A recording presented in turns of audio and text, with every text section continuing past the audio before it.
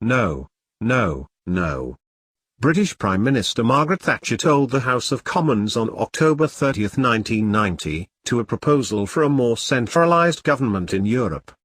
European Commission President Jacques Delors had announced his support for centralising power in Europe, away from national governments such as the United Kingdom. He proposed that the European Parliament become the democratic body of the European Community, with the Commission as the executive and the Council of Ministers the Senate. Thatcher completely rejected the idea of a European superstate, which would have seriously curtailed the national sovereignty of Great Britain. Despite her having led the Conservative Party to its longest tenure of power in decades, by winning 3 national elections, she almost immediately faced a rebellion and ousted her within her own party. What happened to Thatcher demonstrates the immense power of the elites who favour globalisation. In Britain's system, the voters do not select the Prime Minister. They vote for the House of Commons, and the majority party's leader then becomes Prime Minister. As a formality, the monarch, then as now Queen Elizabeth II, asks the leader of the majority party to be her Prime Minister, and thus the head of the government. Thatcher was not defeated at the polls, but was overthrown by members of her own party who favoured greater integration with Europe. The Conservative Party replaced Thatcher with someone who would go along with a centralised European control, diminishing the sovereignty of the United Kingdom. Margaret Thatcher had become a champion of the free market long before she entered politics, attending lunches of the Institute of Economic Affairs, IEA, a think tank that promoted the economic views of Friedrich Hayek. She came to believe that the implementation of Keynesian economics was the source of much of England's economic woes, and instead favoured less government, lower taxes, and more freedom for business. In 1975, she challenged Prime Minister Edward Heath for leadership of the Conservative Party, and defeated him, going on to become Prime Minister herself when the party won the 1979 general election.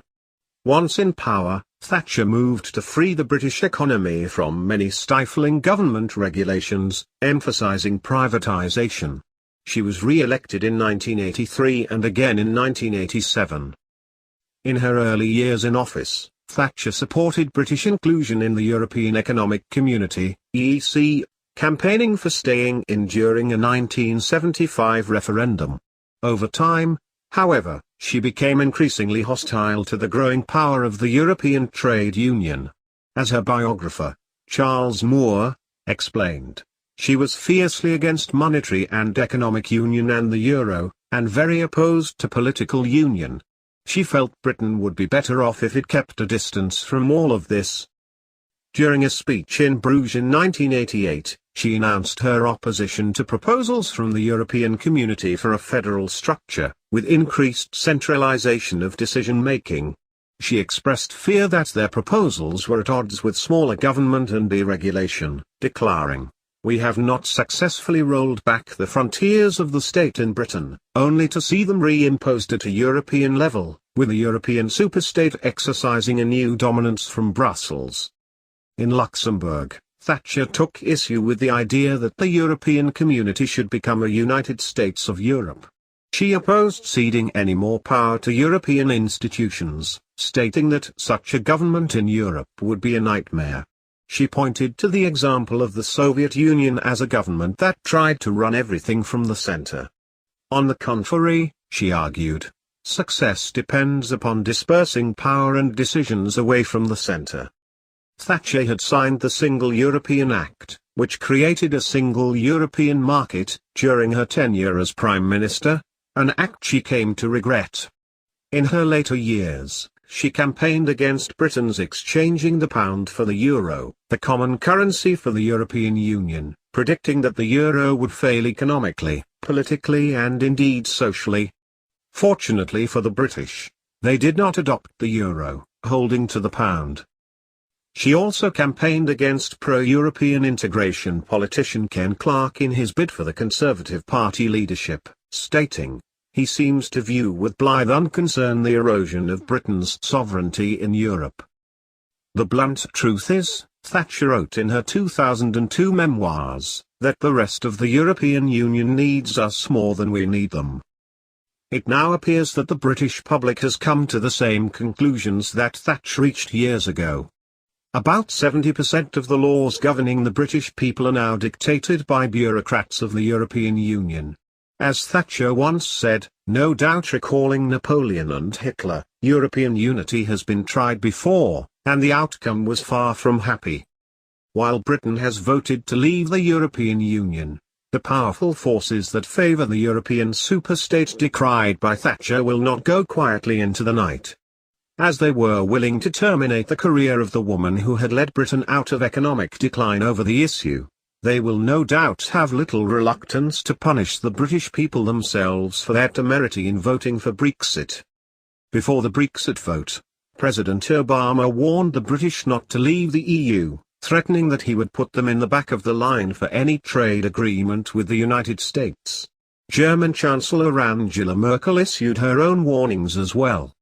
And after the vote, even Late Show host Stephen Colbert chimed in with a 10-minute tirade at the beginning of his program, calling the British stupid for their vote. It's clear that any future economic difficulty in Britain will be assigned to the Brexit vote by the media and pro-EU politicians. Hopefully, the Brits will hold fast. As Thatcher biographer Moore noted, Thatcher wanted a free market, but she realized maybe too late that it also increased the power of European institutions, the European Commission and the European Court of Justice. It was not a free market, but a new regulatory regime. It was a massive transfer of sovereignty from Britain to Brussels. The European superstate should serve as a warning to those in America who mistakenly believe that multilateral trade agreements are just about free trade. If the saying, "You can't fight City Hall" has any validity, then what influence can individuals ever hope to have with a government run by bureaucrats not only in Washington, D.C., but in distant places around the globe? Unfortunately, some who are strong believers in free enterprise have bought the bill of goods that these trade treaties are about liberty. They are not. Rather, they are about more regulation of the market. And many of the decisions reached by the bureaucrats in Brussels have little to do with trade, but are impositions of social policy. Americans who decry the interference from DC over social issues in the states and local communities will have to get used to similar decrees issued by international bureaucrats, if we enact managed trade deals such as Trans-Pacific Partnership, TPP. Those who think Congress will defend Americans' interests in trade disputes resulting from the TPP and the like should note the recent dispute over the country of origin labeling, COOL. Under that law, American consumers were entitled to know the national origin of their food found at the grocery store. But when the World Trade Organization, WTO, told Congress to repeal that law, Congress meekly did so. Does anyone really believe that actions such as this will not become the norm? As Thatcher feared, these trade agreements are gutting national sovereignty, and it is true not only in Britain, but in the United